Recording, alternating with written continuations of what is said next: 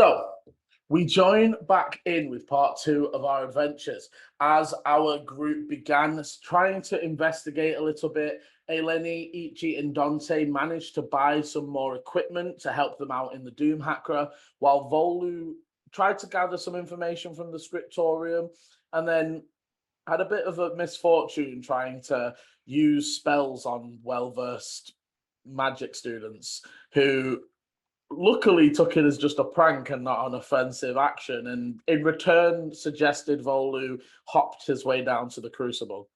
The group, as we join them now, Eleni, Ichi, and Dante are currently stood in the midst of the crowd that are kind of, they're not like running panic in chaos, it's laughing, and you can see students like almost cheering the elk on as it like dodges one of the attendants that's trying to get hold of it. Ichi, you would get a question in your brain of like, hurt or no? Like, as attendants are getting hold, no hurt. Like, as an attendant gets hold of an antler, and there's almost like that urge to just like shake them off. But they resist on the no hurt. What are you guys doing in this chaos? I'm going to just head on over towards Engineer's tent. I'm going to just stand out, so like maybe kind of just lean against the side of it or something like that. And then I'm going to use the mage hand. Well, sorry, not mage hand. I'm going to use telekinesis. Is there something breakable, like a glass? Or... Yeah, so there's a small little table on the side next to where the attendants sort of got their, like, you can see they've got a little snack and some of their stuff, like a clipboard and stuff. So I'm going to take glass and move it over towards where the if it's a full glass, that'd be even better. Can there be it's a mid-full glass. Whatever, that's fine. I'm gonna try to put it and just kind of float it around above the kid's head. And then when, say, someone's about to walk past or in the vicinity, I'm throwing it at that person to make it look like it was him. Okay. And then, if there is enough confusion, I'm stealthing by just slipping in. Just kind of get my way in. Okay, so I'm going to gather what each of you are doing, and then I will come to rolls and whether it's successful. So, Eleni, you see Dante sort of slink away. What are you going to do in there? If I see him heading back to Barter's tent, I would maybe have a look at the fire suppression tent. Because you said the flap was open for that one, so it looked a little bit easier to get in. You can see that from this angle, you can see there's like rows of seats with students sat in it. If I can get within about 30 feet or so, just like wandering around, and then I would like to use my hidden step to turn invisible for a round and just slip in as fast as I can, sort of move. Yeah, and just like sit down and before you become visible again. Yeah. Okay. And finally, Ichi, what are you doing in the chaos? You see Dante slink away. You see Eleni starting to make her move. For at least the beginning moment, Ichi's going to be watching the elk and the chaos and kind of like telepathically giving it directions of like someone coming on your left, go that way, go this way, like trying to keep it out of being caught immediately and hurt. No worries. Okay, so can Dante and Eleni both give me advantaged stealth rolls, please? Oh my god. That wasn't exactly our name. I rolled a 1 and I rolled a 20. Unfortunately, Eleni rolled 2 1s. Oh. Yeah. I've got a +3, so it was a 4 and a 4. Oh. So okay. I rolled a 2 and a 20, not 1. I'm like, this is fate, right? Obviously, we're not meant to get into the tent. Yeah. I'll come to Eleni in a moment. Wow. Dante, what was your roll? Nat 20. A nat 20, right? Okay, perfect. So Dante, 25 in general. You slip in with ease, and there's this almost weird shift as the sound from outside becomes silent, and you suddenly walk into somebody going. You can see there is a halfling on stage. They are currently sort of holding different bits of metal, and they're talking about how the inner pistons are reinforced, and they're basically talking about the cinder smoke engine.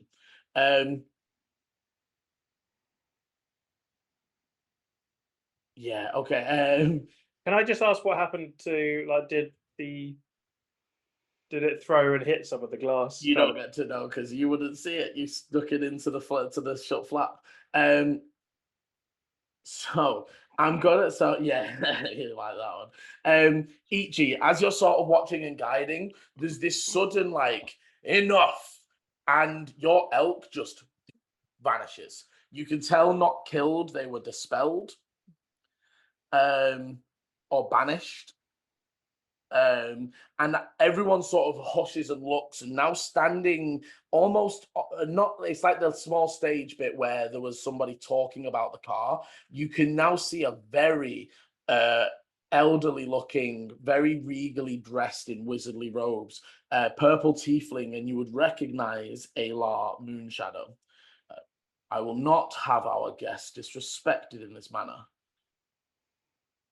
And then my apologies, Mr. Greywind. And you would gather now that the human, fairly tall, blonde-haired, seems to be almost olive skin, that is currently standing on the stage is a member of the Greywind family. Which one? Uncertain, but they continue discussing their car and such. Hey, Lenny, you idling up, you're getting in position, you're ready, you go invisible, you start moving. And as you're going in through the door of the tent, somebody has just been just gets hit in the side of the head with a glass of water. They stumble into your pathway and you collide with them. And while you make it into the tent, you just crash through, rather than sitting down gracefully, you crash through 2 rows of chairs as students are like, what the, oh my God. And they're like, the person on stage is like, what is going on? And so you just become visible lying on the floor in a heap of chairs. Like, help them up. What is going on? How are you reacting? How close are people? Like around you. You have essentially fallen into a crowd of people. I would say, oh God, I'm so sorry. Somebody hit me. And I would just try and sort of pick myself up as if I'm supposed to be there. Like it was perfectly natural that I'm supposed to be in this tent. Give me a quick, and I'm going to say it's persuasion because you're not lying. Somebody did hit you. Yeah. I mean, it doesn't help much, to be honest. But look at that. Hey! On the reverse, from a nat 1 20. to the nat 20. We're hitting our name quite a lot recently.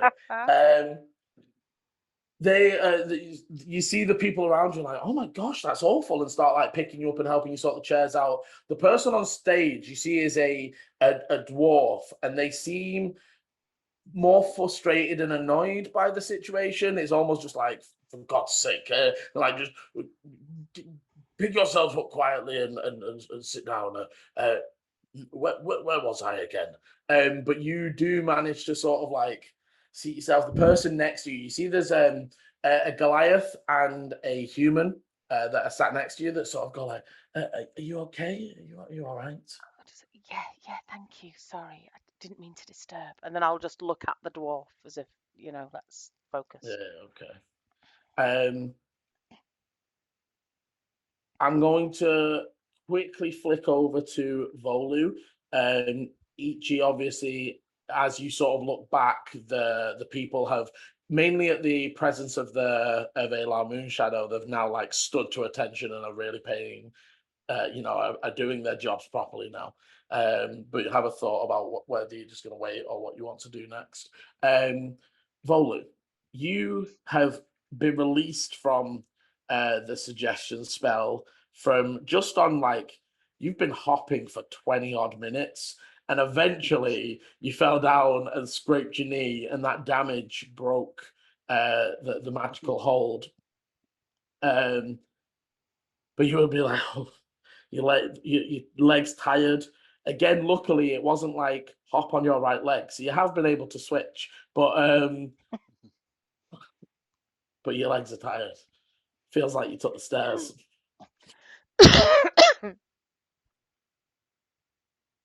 What would you like to do? That wasn't the wisest move, Volu, was it?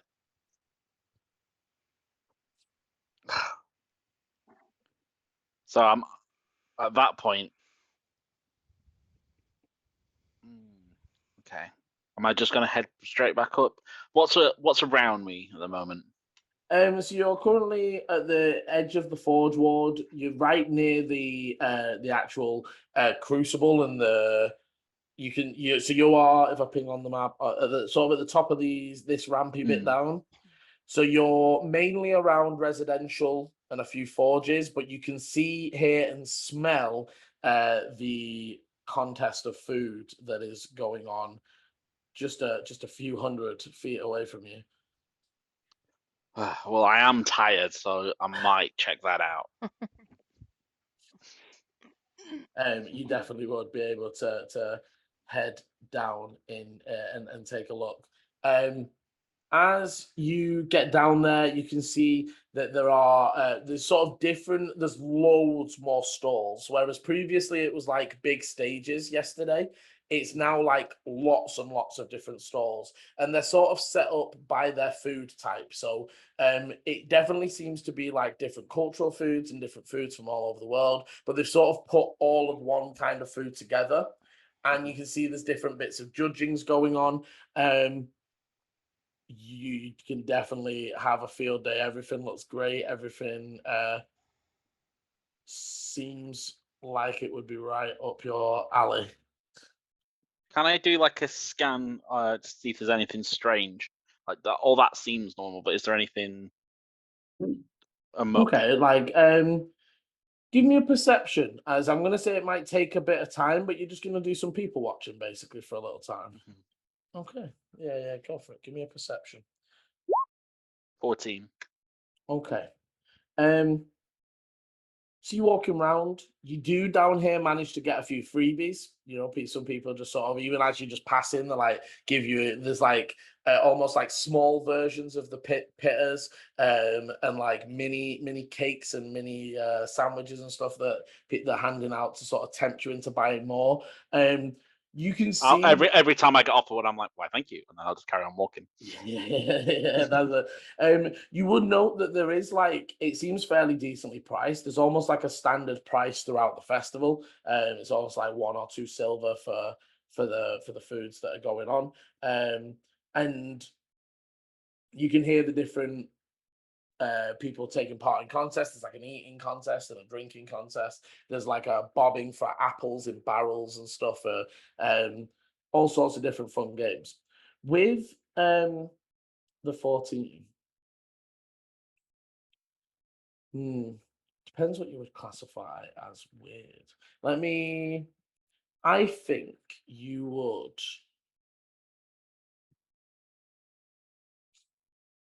Once or twice, maybe a third time that piqued it as weird. The first time it didn't seem that weird, and you almost ignored it. And it was only on like the third time, and even maybe a fourth. But you've noticed 1 or 2 of the people in the crowds generally almost just very gormlessly walking through and like barging into people and knocking stuff down, but then also not stopping. And like the first time, a guy just walking and he's carrying loads of boxes, and he just walks straight through a person who's got their food, and like they're like, oh my god, sorry, and like, but they just keep walking, don't even look at them. And if you're just like, oh, that's a bit rude, and you sort of move on from it. But there's like I said, 3 or 4 encounters exactly like this with different people. There's a woman who's holding some shopping down at a side, and she just walks straight in between a crowd of 4 or 5 people, just like, hey, watch out where you're going, and then just like completely blanks them and just keeps walking. And I'm going to say that this takes maybe an hour for you to sort of pick this up. And I'm going to flick back to the others before I come back to what you're going to do on that front. But that is what you definitely would have picked up as you spent your time here down in the Crucible. So, Ichi, what are you planning to stay? Are you planning to wait? What's the... Yeah, I think Ichi's planning on just staying on the outside and kind of like watching the 2 individuals who, like the one who dispelled the elk and that, and just kind of like keeping an eye on that and just humbly watching.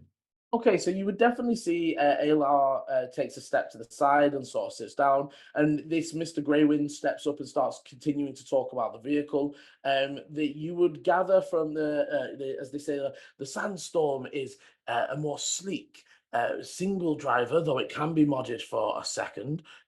This one you see here is our racer class, and they're sort of like really up that you can get that this public bit is an upsell marketing, whereas like to get the real info, that's where it's like you're imagining that there's like a deal with the uni. Yeah, like our students get to know about get to learn from your people, you get to market yourself to our city.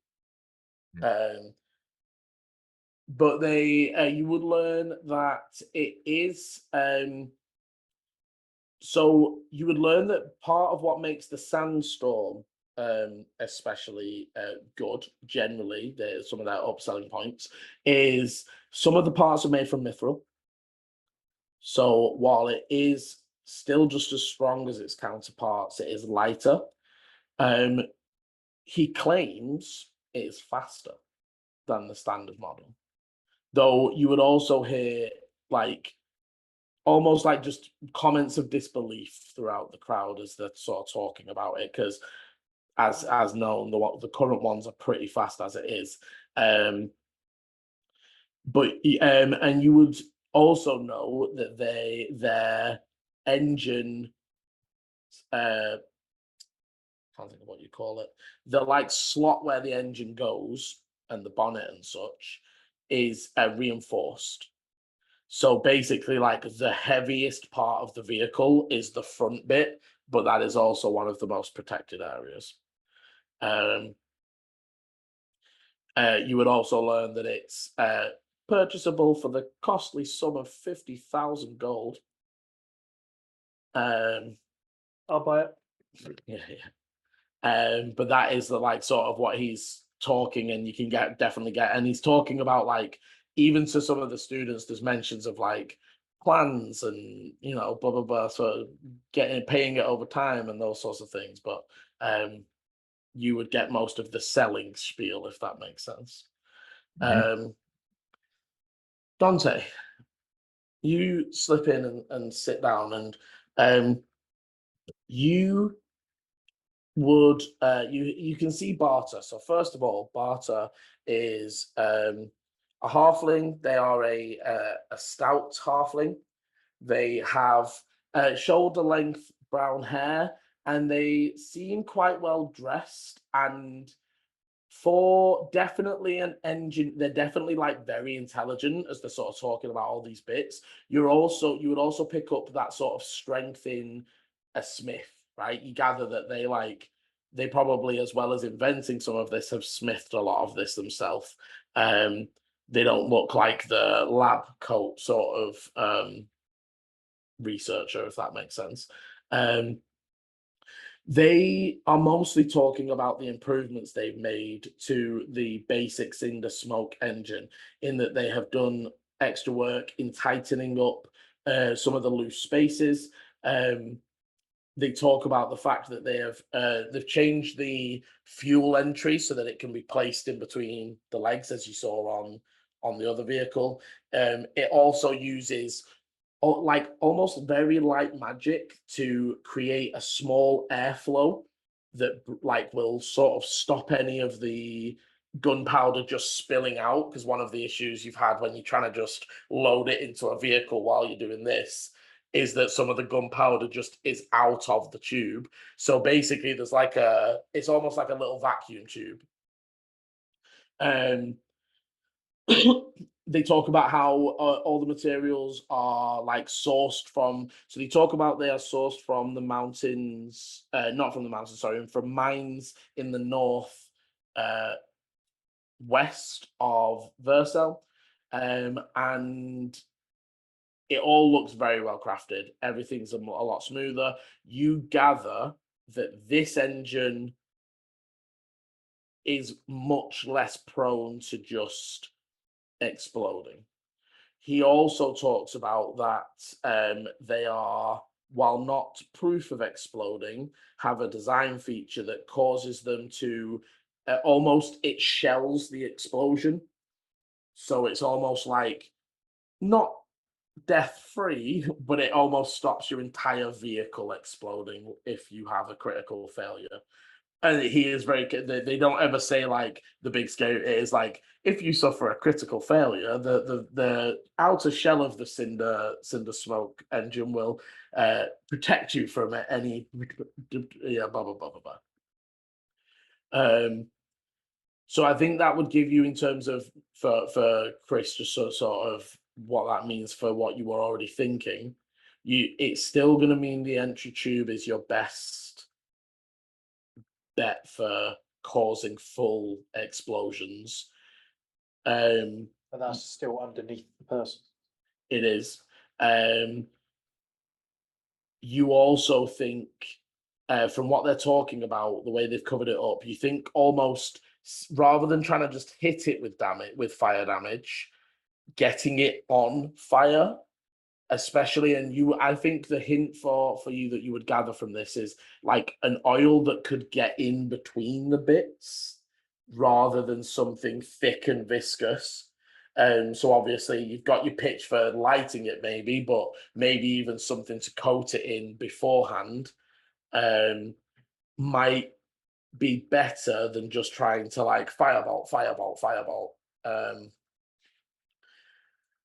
And finally, in a Lenny's tent, the grumpy old dwarf that is sort of you can see that they have scars, but it definitely seems to you like, again, almost engineer scars. It's like thumbs and ends of the fingers, and it's not like knuckles, and it doesn't look like fighting wounds. It looks like long years of work. They have tufts of ginger hair and a long plaited ginger beard, and they are so. As you know, the main issue with a cinder smoke engine, it is its propensity to explode.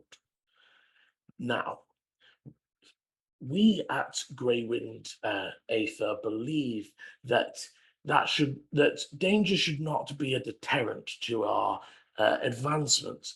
So we instead create countermeasures. See here our first fire suppression unit. And they basically unveil, Eleni, a cinder smoke engine that has a square, maybe about yay big, square like circuit board attached to the side of it. Yeah, so if you imagine it's like a classic piston engine that you would see in like a supercar or whatever, and then just on the lower side of it is this like blue square disc, and it's almost like floppy disk sized.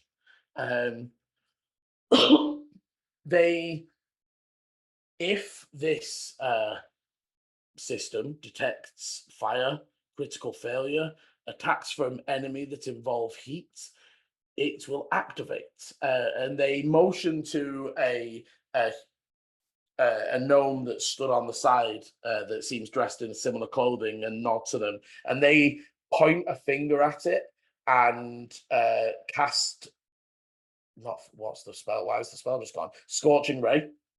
And hit it with each of the three beams. And you see as the first one arcs in and strikes against it, the disc glows and coats the entire cinder block in ice. However, the pistons are still,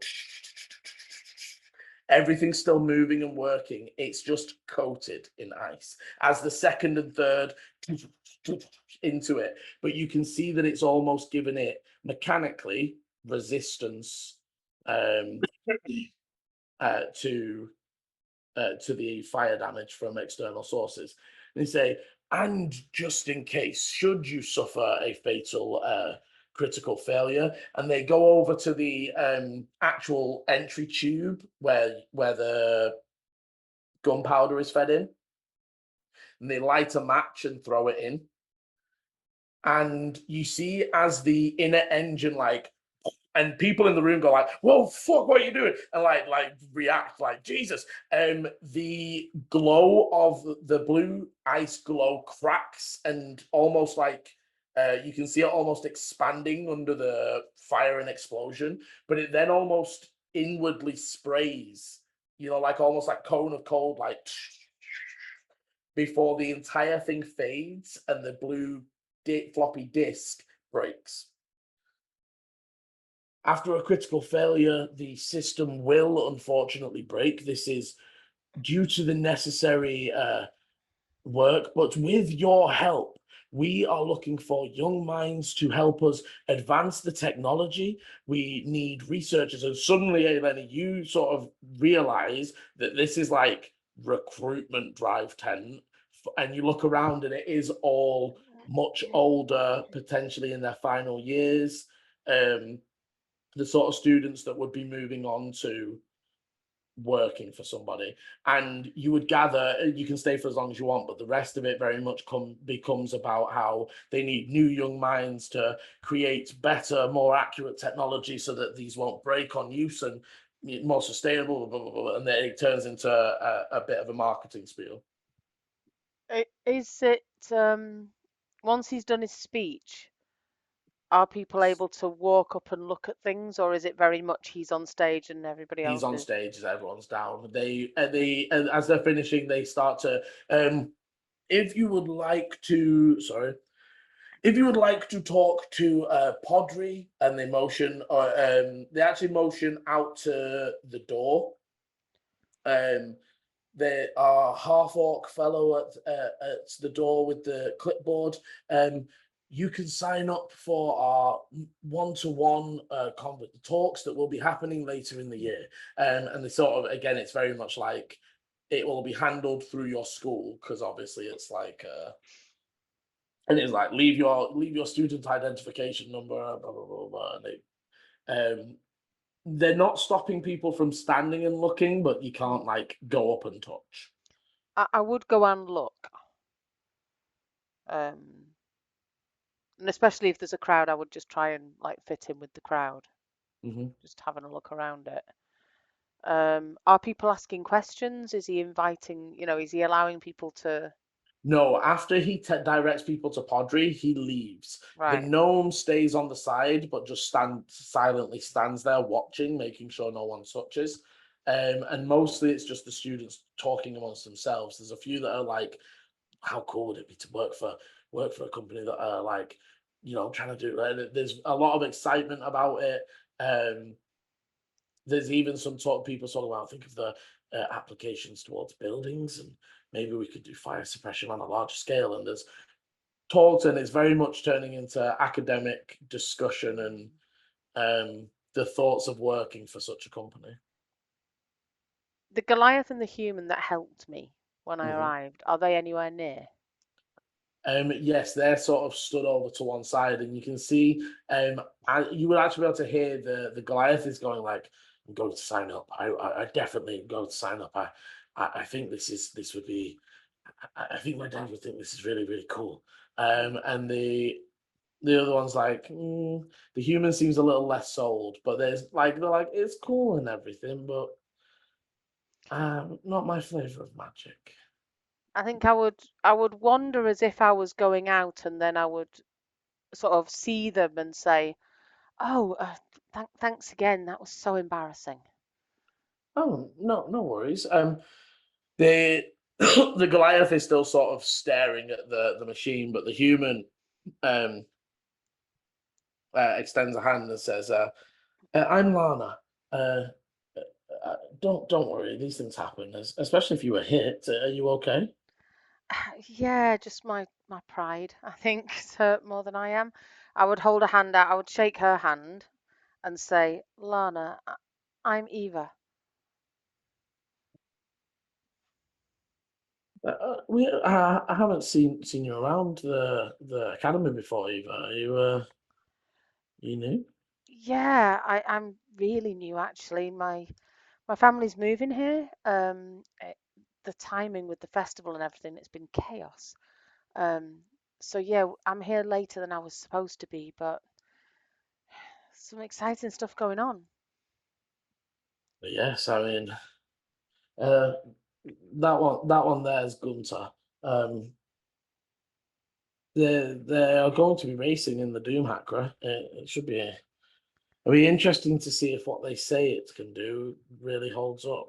Wow, are you going to be in one of those cars? Oh no, we're not racing. They were saying that their Oh, vehicles are racing. Yeah, I'm interested more to see if it makes it to the end of the race, as I'm pretty sure they're going to have a large target on their back. yeah. I suppose they are going to be the favourites, aren't they? If everything they claim is true, they say it is faster, it is protected from fire and explosion. That's pretty much everything that's it. And if they can figure out a way to make it safe for the environment, it would basically be a feasible mode of travel. That really would be cool. I thought it was really interesting because, I mean, obviously you want to protect things from fire, but I mean, there's other kinds of damage. I mean, just stopping it blowing up doesn't stop it from being damaged, does it? Oh, I mean, you haven't heard the speech from the guy outside. Armor plating, mithrils, metals. Mithril. They've pushed the boat out. I will say that, but also 50,000 is a lot to ask for one of these things. I mean, who's got that kind of money? You would see again. Gunter is not paying attention. Jesus, her name. Lana. Lana laughs along with you, like, yeah, for sure. But also, you would see their sort of eyes like flick over the room and over the other side of the room, sort of talking. And you would pick up maybe actually they look a little bit frustrated. You would see, and maybe not recognize, but potentially to put two and two together, a 19, 20-year-old tiefling, purple skin. They're currently like frustratedly pointing at the disc and talking to a gnome. The gnome's just sort of like shrugging, like, I don't know, like, but the tiefling seems frustrated, but their eyes dart over that way and say, well, some people do, and I suppose that's who their clientele will be. You gather what that is part of. I'd say your passive insight picks up like that's part of why she doesn't want to work for them. Right. Okay.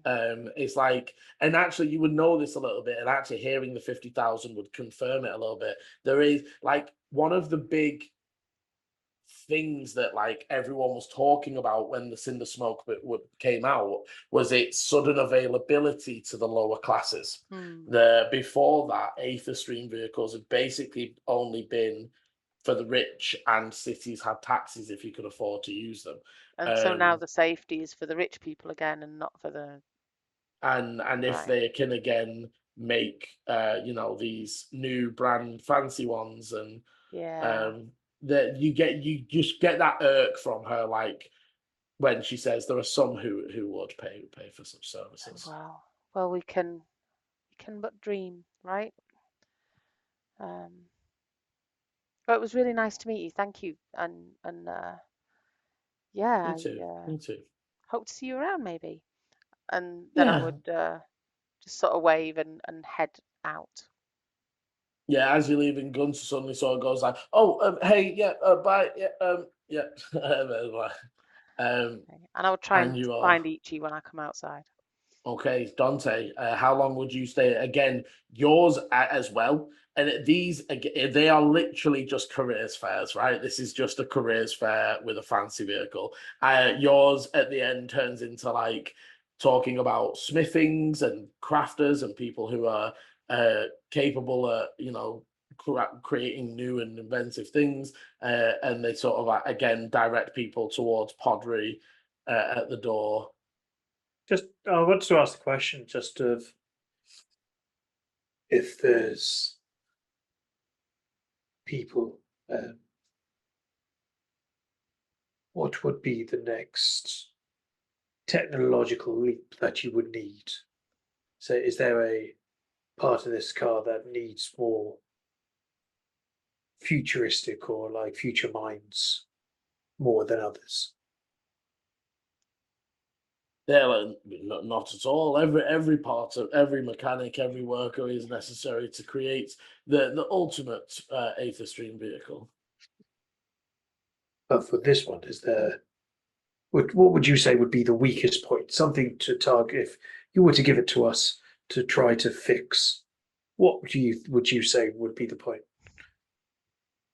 They're gonna say, well, you'll have to sign up and find out for yourself. I'm not going to give away company secrets there, my son. Nearly got me there, and he sort of laughs it off. You definitely gather that, yeah, they're not going to tell you where their shortcomings are while they're trying to recruit you. Yeah, that's valid. But talk to Podri, sign up. We're always after curious minds that are always asking questions. Good idea. There's nothing more that I can really say regarding that. I haven't got anything. Okay. They finish up and sort of leave, and again, people start filtering out, and you would be able to head out and join Ichi and Eleni. And I'll say that you are able to sort of convey, obviously you're able to still say what you want to say, but you're able to convey the gist of the bulk of stuff to Ichi without having to play it out again. And as you're doing that, I'll flick back over to Volu for a moment. So Volu, it's been about an hour. You've had some food. Just now, the fourth person idly and this time it's a fairly rich-looking human, not carrying anything. They're just literally walking with their cane. But they actually walk into the side of one of the like stands and literally again just bounce off it and then keep walking and walk on.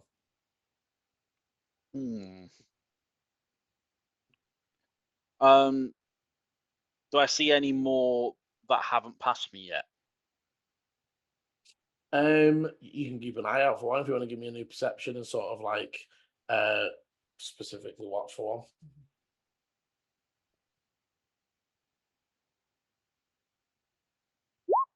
19. Okay, so you watch for maybe another 10 minutes or so before you actually see the first man, the worker dress that was carrying all the boxes, coming back up the street now without the boxes. Okay.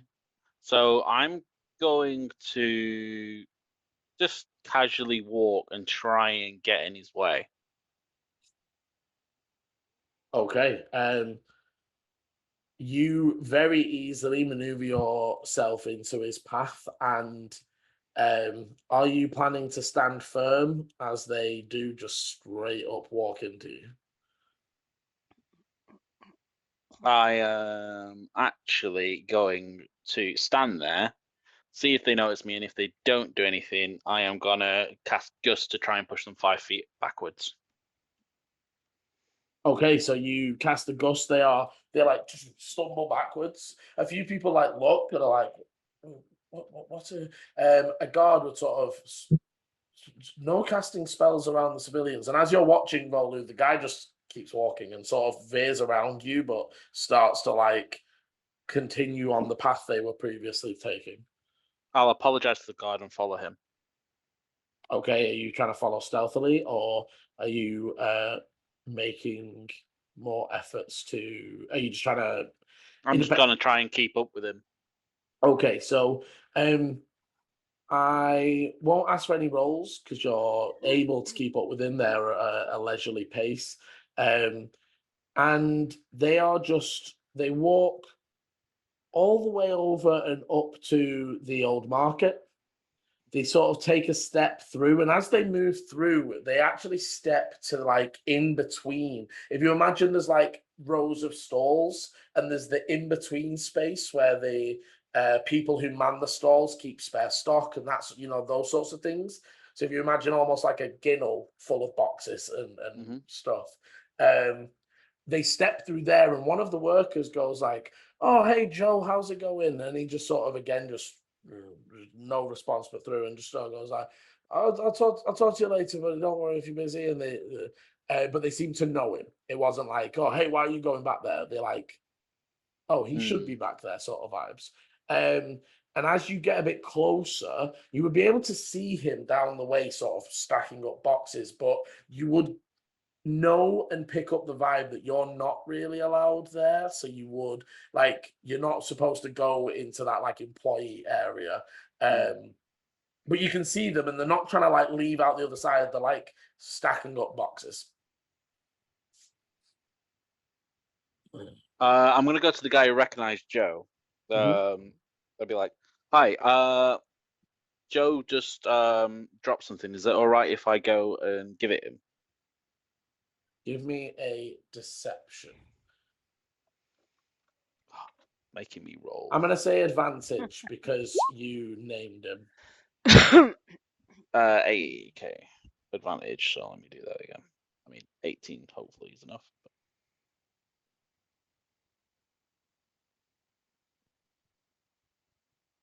18. Okay. They go, oh, yeah, of course. I'm pretty sure he just passed us. I think he's just in the back. And he's sort of like, Joe, and there's like no response, but then it's like, he might be right at the back. See if he's through there. Thank you, sir. And then I'll walk by. Okay, and as you go by through to the back, Joe is finishing stacking up the fourth box and is beginning to pick them up and stand with them. I'm gonna give him a shove. Okay, give me an athletics. I was already doing that, Chris. I don't think you. No, I knew you were. I just like that. It's just I just love this idea of just being like, yeah, this is exactly what I'd be doing. And that's bad. A 15. Okay, with a 15, you push Joe straight off his feet. They stumble and drop the boxes that they were holding. They crash into some other boxes, and there's almost like a brief pause and silence as they lie there for a moment. Joe? Can you hear me, Joe? They sort of start to get up.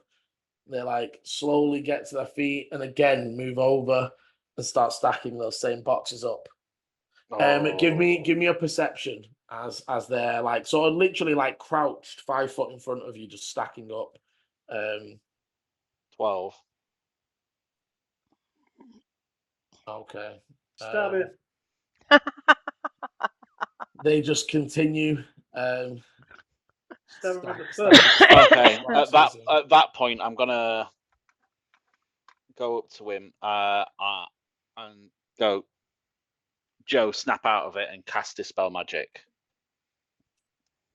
Okay. As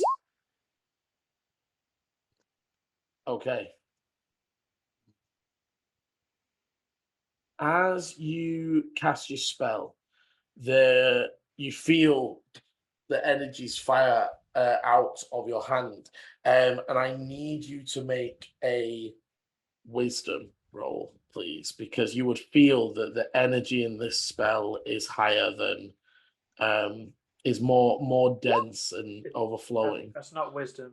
That's It's wisdom. It's wisdom for clerics. No, but I meant it's whatever he's rolled a save. Oh, sorry, just a wisdom. Sorry, yeah. Oh, yeah. Sorry, I see what you mean. I thought you said wisdom save. Sorry. No, so yeah, it's just a wisdom. Thanks, Chris. Yeah.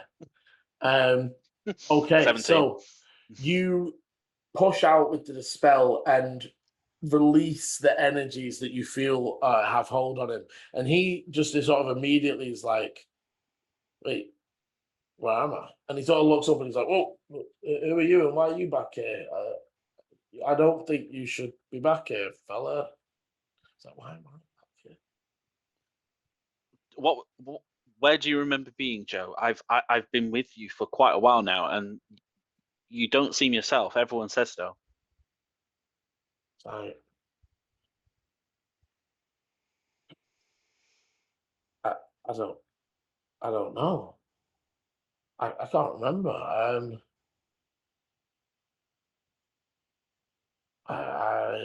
He sort of like sits down on the box. He's like, I remember the parade when the festival started, and that's it. We were trying to sell some wares. He's like, oh, like he starts to like rub his head, and they seem very confused and dazed, and they're very like you would pick up genuine. They seem genuine, but you're sort of thinking like the start of the festival now is maybe 3 days ago.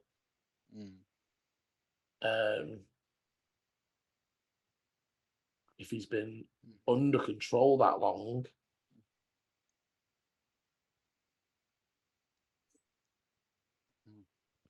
I mean, who are you anyway?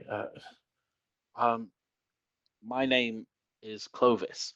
I was in the weaving competition. Did you pay attention to that? Do you remember any of that? No. No,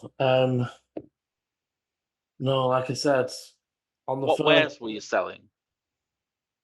our carvings, and he sort of like motion. He like motions down as if he's carrying a tray, but then he's like, he sort of like points over, and one of the boxes that he sort of crashed into, there's like carvings of animals and different monsters that you might see in the area, and it's all wood carvings.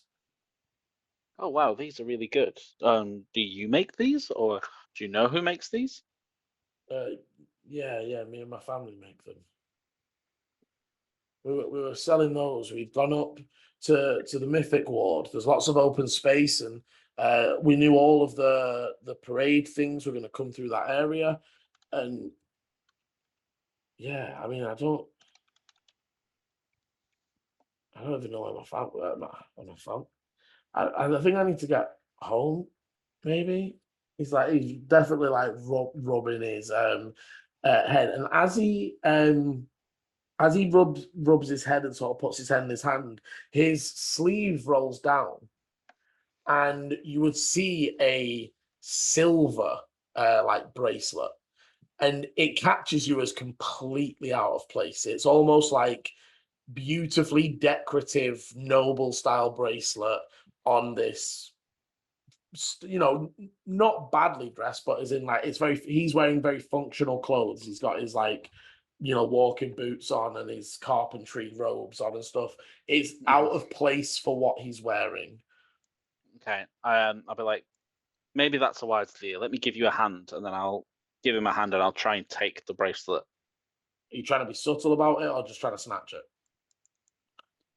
We'll start off as subtle. Okay, so give me a sleight of hand as he's. Give yourself guidance beforehand. Definitely can't. So as you sort of like grab onto it, but it catches on his wrist, and he sort of like, not like suspicious of you trying to rob from him, but sort of just like out of uncomfortableness, like shakes it off. What you interestingly notice with your passive insight is he doesn't seem to know it's there. It hurt. He shook it like, oh. But as the bracelet sort of rolls down his arm, he's still looking at his wrist where the pain was. And he looks like almost confused as he's like, like, don't squeeze my hand so hard, please. Sorry, I've actually noticed that maybe this is linked to what's happening to you. Forgive me, but if you let me, I can try and heal that part of you. Give me one final persuasion with advantage, as he is a little confused and not quite sure of who you are. They will sort of slowly extend. Sorry, 13. with the 13, they will slowly extend their arm and sort of present for you to heal, but they look like they're almost like ready to move away from you at a moment's notice. Yeah, so I'll put my hands on his arm and then I'll take it. I'm not being subtle at that point because Okay. You slide it down his arm, and can you give me a strength as it is slipping over his fingers? It's almost like you feel a resistance that is magical, not physical. 13. Strength, sorry, not stealth. Oh, I can't read. That's me. Sorry.